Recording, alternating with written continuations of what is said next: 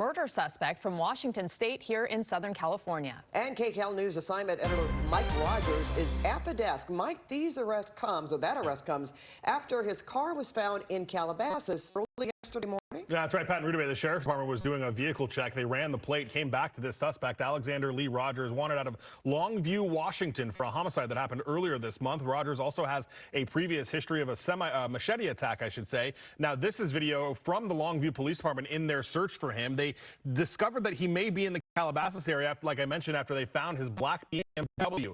Now, the Sheriff's Department had been searching for him in that area. Then we learned today he was actually found in LAPD's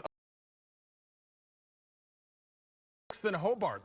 My colleague Maya listened to some radio traffic. It sounds like he was on the move at the time, walking eastbound towards 6th and Lafayette, where he was ultimately taken into custody by responding LAPD Olympic Division officers. I want to show you what was happening just earlier. Before that, there was a search at a home in Woodland Hills after somebody reported seeing him in the neighborhood there. Sheriff's Department officials, along with LAPD's Topanga Division, came out and they searched that neighborhood with the help of an LAPD helicopter, ultimately not finding him because he was actually over in Olympic Division. Tonight, the LAPD tells us that he is being held at LAPD's Olympic Station. They were able to take him into custody without any further incident, and they are, of course, thankful that security guard recognized him, called 911, and was able to assist them in taking him into custody. Detectives from the Longview Police Department will likely come down here and get him unless he has to face some sort of extradition hearing to get taken back to the state of Washington. But again, a long 2 days for the local law enforcement here after his sighting yesterday morning in Calabasas, guys. Yeah, and I'm glad. I'm sure that Washington State is also glad that this man is in custody. Yeah, absolutely. All right, thank you, Mike.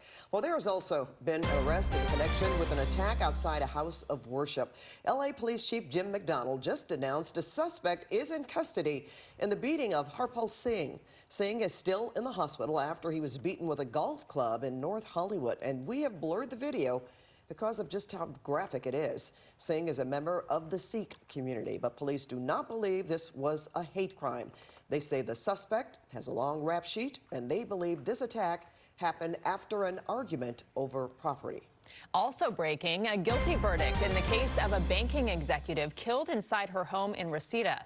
This afternoon, the jury found Anthony Turner guilty of killing his ex-girlfriend, Michelle Avon, in 2021. She was a senior vice president with Bank of America who worked to recruit women and minorities. She was also a sponsor and big supporter of the Taste of Soul Festival in South LA. And good news for people in the Granada Hills and Porter Ranch areas. The boil water order has been lifted and the water declared safe to drink. More than 9,000 people have been dealing with water issues for the past week after a valve broke. The water was turned back on early yesterday morning, but until now, people living in the area were advised to boil their water. Utility officials say residents should still flush their pipes by running water for 5 minutes. All affected residents will receive a $20 credit on their bill for the water they use to flush the pipes. Well, new here at 5, one of the men accused of killing an LA County Sheriff's deputy is being brought back to the United States. Deputy Juan Escalante was shot and killed right in front of his parents' home in Cypress Park in 2008. Roberto Salazar is one of the men accused in the case. He was being held in Mexico, but today the Associated Press reports he is one of 26 high-ranking cartel members being transferred back to the U.S. Mexican officials confirmed the transfer, saying the Justice Department has assured them it will not seek the death penalty. Immigrant rights advocates are staging a day-long protest against federal immigration crackdowns across L.A. They're calling for a 24-hour boycott of businesses they say are aiding federal agents. At a rally this morning in MacArthur Park, some fast food workers walked off the job to join. We spoke with one woman who said she worked at a local McDonald's until April. The Trump's administration scare tactics, so like they're masked federal agents just coming in and taking people. It definitely has to do with that. They're not allowing us to feel comfortable in our day-to-day, especially at work. Organizers say they've planned peaceful demonstrations set to continue through midnight. Well, we are getting a first-hand account of the mistaken detainment of a 15-year-old boy with special needs outside Arleta High School on Monday. We spoke with his mother about the shock and terror of what happened. At KCAL's News, Delia Caballero with the story of what that mother and son went through.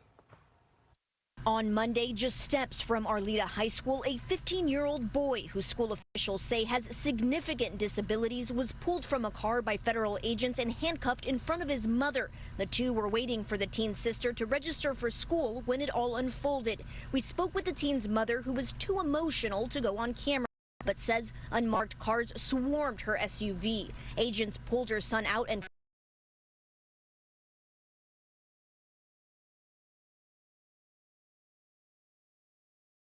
she says they showed her a picture of a person who looked like her son, but she told them it was not her son, and the teen told them the same.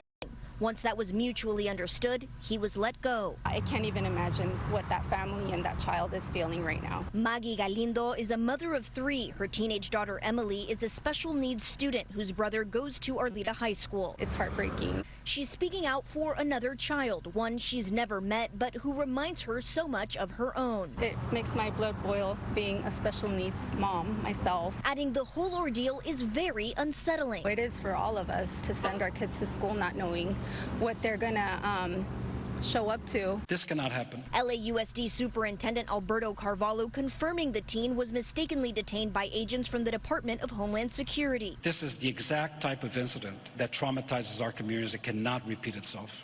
U.S. Customs and Border Protection says in a statement, quote, allegations that Border Patrol targeted Arleta High School are false. Agents were conducting a targeted operation on a criminal illegal alien, a Salvadoran national and suspected MS-13 pledge with prior criminal convictions in the broader vicinity of Arleta. I'm not against them after the criminals, after the gang members. That's still not okay. If they knew exactly who they were going for, then they shouldn't have gone for that student. Carvalho is reassuring LAUSD families they've increased resources to help them feel safe coming back to school. We want no one to stay home as a result of fears. And Galindo just hoping things can feel a bit more normal soon. I hope it ends soon because it's really affecting families, our community. It's not right. It's I think inhumane. The teen's mom tells us immigration officials did not apologize to her nor to her son, instead telling her son to look on the bright side, that at least he had an exciting story to tell when he went back to school. Reporting in Arleta, Lustelia Caballero, KCAL News. At the White House today, Press Secretary Caroline Leavitt addressed Governor Newsom's lawsuit against the Trump administration's $1 billion settlement demand over accusations of anti-Semitism on the UCLA campus during pro-Palestinian protests last year. So I'm wondering what the White House's response is to Newsom on UCLA. Bring it on, Gavin. This administration is well within its legal right to do this, and we want to ensure that our colleges and our universities are respecting the First Amendment rights and the religious liberties of students on their campuses, and UCLA has failed to do that. And I have a whole list of examples that I will forward to Gavin Newsom's press office if he hasn't seen them himself. Well, UC President James Milliken has said a $1 billion settlement would devastate the university system. Happening now, a federal takeover of Washington, D.C.'s police force is underway. White House officials say officers made 23 arrests last night.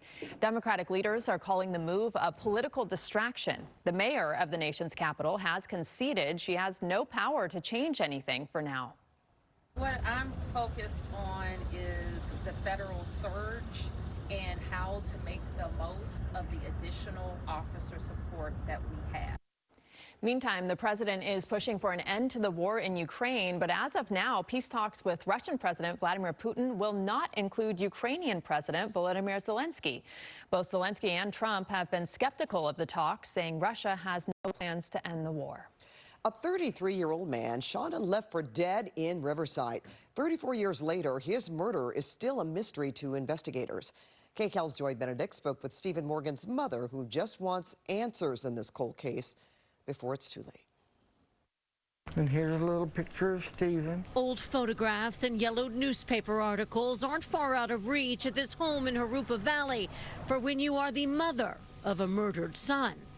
Time stands still. The phone rang at 7 o'clock in the morning. We have your son here, and we need you to come and identify him. That call was 34 years ago, and Lucille Morgan carries the same pain she first felt that day. And it's just a big hole there. You don't know nothing. and you want to know. The hole in her heart is for Stephen Morgan. The 33-year-old was shot and killed while getting out of his car on this Riverside City block in July of 1991. Stephen had $500 in his wallet when he was killed. So it wasn't robbery. But why someone would kill Miss Morgan's son remains a mystery, as does his killer, as this case ran cold decades ago. Horrible. Nightmare that you just can't wake up from, because I have no answers. I have nothing. And this isn't a story with new technology and closure. It is simply a plea. Anybody that knows anything to come forward. We do not know who did this. We don't have anybody we're suspecting at this point. Ryan Railsback is with the Riverside Police Department. Pretty much every type of violent crime, somebody always knows something. We're hoping at a minimum that somebody just gives us a tip and says, look at this person. Detectives say Stephen Morgan had just left work at the Edwards Theater and returned to the University Lodge Motel on University Avenue, which was torn down years ago. He appeared to have been shot while getting out of his car. He was a gentleman. He was damn good looking. And although this mother and now great-great-grandmother knows that knowledge won't give her back her son, at 86 years old and battling cancer, she hopes knowing what happened will simply give her peace. I've always wanted to know. There's not a day goes by that I don't want to know what happened to Stephen.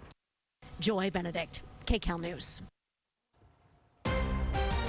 Breaking news now, new charges against longtime city councilman Curran Price. Prosecutors just filed 2 new public corruption charges against him. He was already facing multiple counts of grand theft and perjury. He's accused of voting in favor of projects in which his wife had a financial interest.